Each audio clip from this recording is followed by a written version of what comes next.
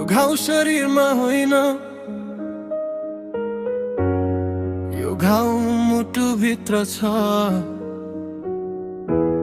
देखिँदैन कसैलाई, तर हरेक रात यसैले निद्रा चोर्छ। गहिरो घाउ छ, रगत बग्दैन, हाँसेको अनुहारले पीडा कहिल्यै भन्दैन। मानिसले देख्छन् मेरो मुस्कान मात्रै, भित्रको आँधी कसैले पनि देख्दैन।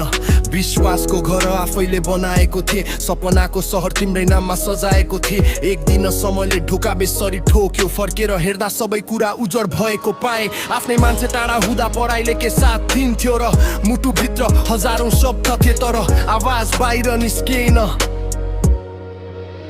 गहिरो घाउ छ, अझै निको भएको छैन। समापित्यो, तर मन फेरि उस्तै छ। आँसु सुक्यो, पीडा सुक्न सकेन। म बाँचिरहेको छु, तर पहिलेको म बाँकी छैन। रातसँग मेरो पुरानो चिनाजान छ, तकियाले धेरै कुरा सुनेको छ। आँखाले बोलेका कथा ओछ्यानले मात्रै बुझेको छ। भरोसालाई भगवान ठाने, भगवान पनि कहिले काहीँ मन रहेछन्। आफ्नै मान्छेले दिएको चोट सबै भन्दा गहिरो हुने रहेछ।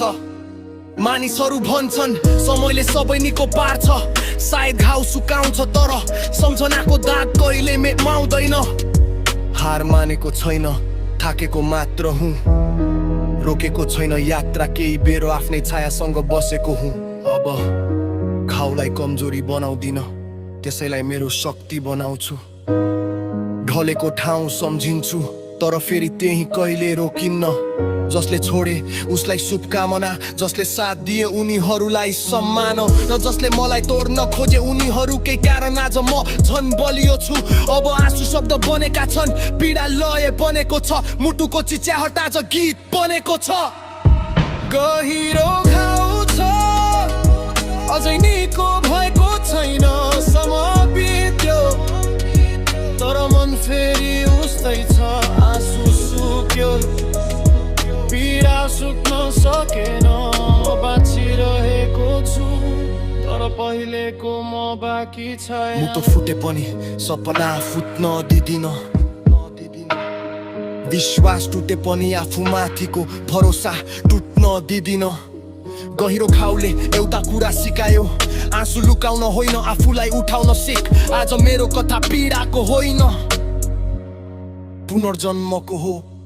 गहिरो घाउ छ, तर त्यसले मलाई हराएन। अँध्यारो धेरै थियो, तर उज्यालो खोज्ने आँट मरेन। अझ पनि फकी छ, तर डर बाँकी छैन। किनकि सबैभन्दा ठुलो युद्ध जितेपछि अब हार्ने केही बाँकी छैन। घाउ अझै छ, तर अब त्यो घाउ मेरो हार होइन, मेरो परिचय बनेको छ।